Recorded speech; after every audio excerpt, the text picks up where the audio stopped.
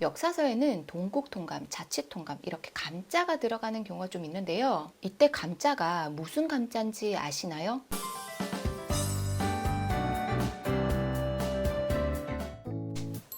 안녕하세요. 어디든 학교의 하유정입니다. 2학기가 되면 각 학년마다 나름의 고민은 다 있겠지만 특히 5학년 친구들은 다른 학년에 비해 학습 측면에서 조금 더 고민이 깊어졌을 거예요. 특히 무난했던 사회마저도 어려워지는 게 5학년 2학기거든요. 바로 역사 영역 때문인데요. 한국사가 5학년 2학기에 나오는데 대략 4개월 정도 동안에 저 방대한 70만 년 가까이나 되는 우리나라의 역사를 쭉 훑게 되는 거예요. 사실 이건 아이들만의 고충뿐만 아니라 가르치는 선생님들도 힘든 건 마찬가지예요. 너무 방대한 양이니까. 사회교과서에 한 줄로 요약된 역사적 사건은 사실 해당 인물부터 사건의 인과관계까지 아이들이 이해해야 제대로 학습을 한 거라 할 수 있잖아요. 그런데 그러기에는 물리적인 시간의 한계가 있어요. 그래서 오늘은 학년별 효과적인 역사 공부법에 대해서 알려드리도록 할 거예요. 이에 앞서서 미리 짚고 넘어가야 될 게 두 가지가 있는데요. 먼저 하나는 한국사의 저학년이 미리 접근한다는 것은 선행의 개념과는 다른 거예요. 초등 5학년 2학기에 나오니까 그때 공부하면 적기교육, 이전에 공부하면 선행 이렇게 이해하시면 곤란해요. 이에 대한 부연 설명은 뒤에 조금 더 드릴 거예요. 또 다른 하나는 암기에 대한 부담과 강박은 내려놓으셔야 돼요. 외워야 된다는 그 부담감을 내려놔야지 더 큰 그림, 큰 맥락을 볼 수 있다는 거예요. 이 이유도 뒤에 설명을 드릴 거니까 영상을 끝까지 보시면서 역사 공부의 방향을 잡아보시면 좋을 것 같아요. 한국사는 학년별로 그리고 시기별로 접근 방법을 조금 달리 해야 되는데요.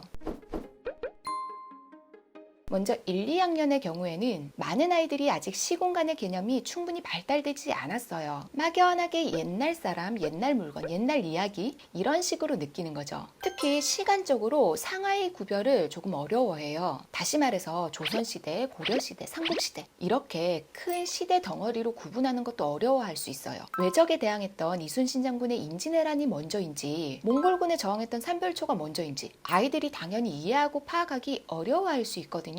5학년 아이들이랑 역사 수업을 하다가도 역사적 사건을 시간순으로 서술하는 것을 힘들어하는 아이들 여전히 좀 있거든요. 그럼 저학년은 더 하겠죠. 그리고 자신이 살고 있는 마을이 대한민국의 어디쯤 위치하고 있는지 또는 특정 도시가 어디쯤 위치하고 내가 살고 있는 지역과는 어느 정도 떨어져 있는지 이런 공간적, 위치적 감각이 발달 중인 단계인 거예요. 그런데 위만 조선을 설명하기 위해 요동반도를 보여주면 아이가 과연 이해할 수 있을까요? 한강 유역을 차지하기 위한 200년간의 삼국시대의 전쟁 이런 것을 이해하려면 고구려 백제 신라가 가진 지리적 특성과 한강이라는 지리적인 이점이 정치 경제적으로는 어떻게 득을 가져오는지 그런 것을 총체적으로 이해할 수 있어야 되는데 당연히 이해 가능한 아이도 간혹 있겠지만 저학년에서 이렇게 접근하는 것은 굉장히 어려울 수 있어요. 그래서 저학년 수준에서는 인물과 사건 중심으로 전개된 역사책 읽기가 수준에 적합해요. 당군왕건과 관련된 이야기책을 통해서 우리나라의 건국설화 그리고 건국이념, 당군왕건이 가지는 정치적, 종교적 위상, 그리고 사파로 파악되는 시대상 등 이런 작은 파편화된 지식들을 쌓아놓는 거예요. 이런 파편화된 작은 역사적 지식들은 이후에 시간 개념과 함께 조금 더 조직화될 수 있거든요. 그래서 저학년 시기부터 아직 완성되지 않는 시공간의 개념까지 이해시키려는 욕심을 조금만 내려놓으신다면 역사 공부를 조금 더 재미있게 접근할 수 있을 거예요. 1, 2학년 아이들은 동화적인 이야기를 좋아하기 때문에 옛날 이야기 읽듯이 이야기책으로 접할 수 있도록 하는 게 좋아요. 이런 맥락에서 본다면 학습 만화도 무조건 나쁘다고는 할 수는 없어요. 하나의 도구 그리고 하나의 자료로 생각하시면 돼요. 이렇게 저학년은 배경 지식 위주로 인풋만 계속해도 크게 무리는 없으나 조금 더 확장해서 학습을 하고 싶다면 자신만의 방법으로 정리를 해보는 것도 좋아요. 예를 들어 나만의 인물사전 수첩에 인물 위주로 위인전이 좀 일반적이겠죠. 이런 읽은 책을 정리하는 것 또는 저는 아이들과 마인드맵 형식으로 인물에 대해 정리하는 활동을 가끔 하기도 해요. 마찬가지로 사건 수첩을 만들 수도 있어요. 정리를 할 때는 수준에 따라서 핵심 단어만 모아놓을 수도 있고 간단하게 설명을 곁들일 수도 있겠죠. 역사 노래도 역사적인 인물과 사건을 연결시키기에 가볍게 제공하기 좋은 자료예요. 참고로 학교에서 학년에 상관없이 떼창 영순이 곡이 한국을 빛낸 100명의 위인들이라는 거 3, 4학년쯤 되면 옛것과 오늘날의 것을 정확하게 구분할 수 있고 시간의 거리를 조금씩 인지하기 시작해요. 현재와 가까운 가까운 과거의 일인지 아니면 까마득하게 먼 과거의 일인지 요 정도로요. 그래서 아이가 시간성을 조금 느낄 수 있다면 그때부터는 연표 학습이 가능해요. 그래서 3, 4학년은 아이의 이해 수준에 따라서 인물과 사건 중심으로 역사적인 지식을 쌓아갈지 아니면 고학년 수준으로 나아갈지 이것을 판단하고 역사 공부를 하면 좋을 것 같아요. 5, 6학년쯤 되면 일반적으로 통사학습이 가능해요. 시대순으로 역사의 맥을 잡을 수 있는 시기인데요. 역사적 사건의 인과관계를 파악할 수 있고 그 인물을 시대와 관련지어 파악이 가능한 거예요. 그래서 그동안 쌓아왔던 역사적 배경 지식들이 시대와 딱 결합해서 조직화시킬 수 있거든요. 5학년 2학기에 역사 영역이 들어오는 이유도 바로 이와 같은 이유 때문이에요. 고학년은 저학년 수준에서 말씀드린 인물 수첩, 사건 수첩, 역사 노래, 마인드맵을 포함해서 수준을 조금 높일 필요가 있겠죠. 그래서 연표로 정리하기, 비교와 대조나 원인과 결과 이런 서술 방식으로 역사의 맥을 잡을 수 있으면 좋아요. 즉 시대사를 어느 정도 파악하면서 공부하는 게 중요하다는 거예요. 여기서 암기를 강요하면 좀 곤란해요. 아이들이 역사 공부에 대한 부정적인 감정이 생기는 그 첫 번째 단추가 이 엄청 작은 지식들을 외우는 그 시점부터 시작되거든요. 마치 수학의 정석에서 칠판만 몇 바퀴 돌리다가 지치는 것 마냥 구석기, 신석기, 청동기를 달달 외우다가 삼국시대 들어서면 지쳐 쓰러져 버리는 그런 일이 생기면 안 되잖아요. 실제로 많은 아이들이 그렇거든요. 외우는 것에 집중하는 것이 아니라 큰 맥을 잡아야 된다. 이렇게 생각하시면 좋을 것 같아요.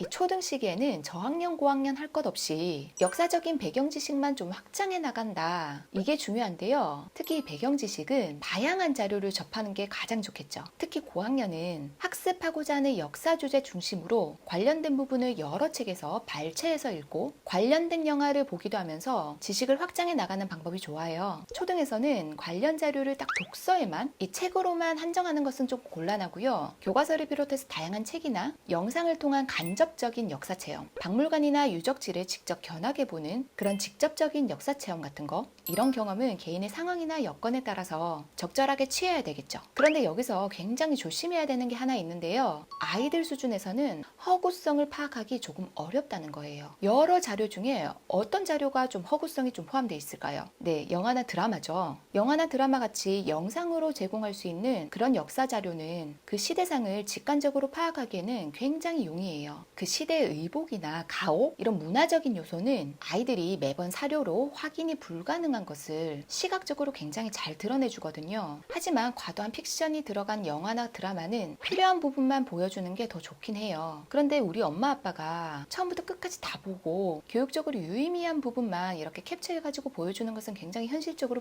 불가능하잖아요. 그러면 고학년쯤 되면 그런 영화나 드라마를 보여주기 전에 객관적으로 기술된 책이나 교과서 정도 그 일부분을 정독한 뒤에 함께 보면서 사실과 그리고 허구가 포함된 부분을 비판적인 시각으로 같이 살펴보면 좋겠죠. 충분히 의미 있는 학습이 될 수 있을 거예요. 또 고학년쯤 되면 한국사 능력 검정시험 이거 준비하는 게 어떨지 상담하시는 부모님들 꽤 계시거든요. 제가 객관적인 사실만 말씀드릴 테니까 응시를 하고 또는 하지 않고는 잘 판단해 보시길 바래요. 학교에서 아이들을 보면 한능검 시험을 준비하거나 또는 이미 급수를 땄거나 하는 그런 친구들은 분명 보통의 아이들보다는 훨씬 더 역사적인 지식에 해박해요. 이런 것도 알고 있다니 하면서 저도 깜짝깜짝 놀랄 때가 꽤 있거든요. 그래서 이런 아이들은 역사 수업 시간에 훨씬 더 좀 적극적이기도 하고요. 역사 공부에 대한 자신감이 있는 것도 사실이에요. 그런데 한능검 시험을 보신 적이 있거나 또는 기출문제를 보셨으면 아시겠지만 작은 지식들까지 외워야지 풀 수 있는 문제들이 꽤 많아요. 아이가 역사의 큰 맥을 잡고 있다는 가정하에 1급부터 3급까지의 높은 심화 등급에는 응시하지 않더라도 4급에서 6급 정도 기본에 응시하는 게 크게 힘들지 않다면 도전하는 것도 괜찮겠죠. 하지만 시험을 위해 암기했던 지식들은 꽤 빠른 시간에 까먹어요. 5, 6학년에 학교에서 크게 훑은 역사 공부는 반복해서 중고등학교 가서도 조금 더 디테일하게 배우게 되거든요. 중고등학교 가서 시험 칠 때 되면 다시 결국 외우기는 해야 돼요. 어렸을 때 외웠던 그 기억이 상기되어서 조금 더 빠른 시간에 학습량을 좀 채울 수는 있겠지만요. 어쨌든 실전에 가서는 결국 다시 외워야 된다는 거. 그래서 미리부터 힘 뺄 필요가 있을지, 그래도 도움은 될 수 있으니까 초등 시기에 도전할지, 이건 학습자와 조력자의 선택이라는 거. 참고로 저는 저희 아이에게는 이렇게 막 푸시하지 않아요. 아이가 역사를 교과의 한 영역이라고 보기보다는 인문학의 한 영역으로 인식하기를 바라기 때문이거든요.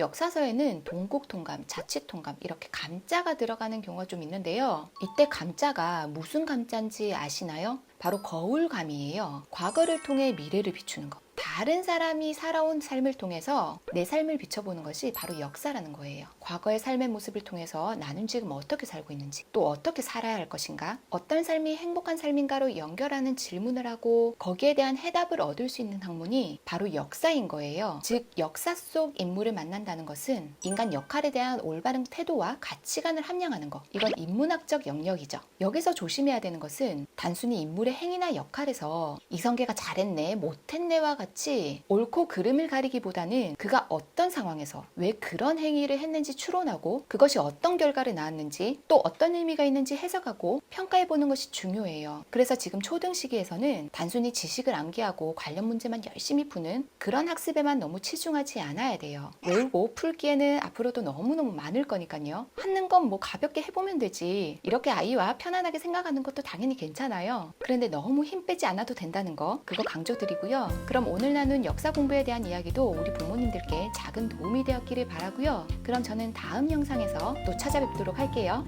안녕.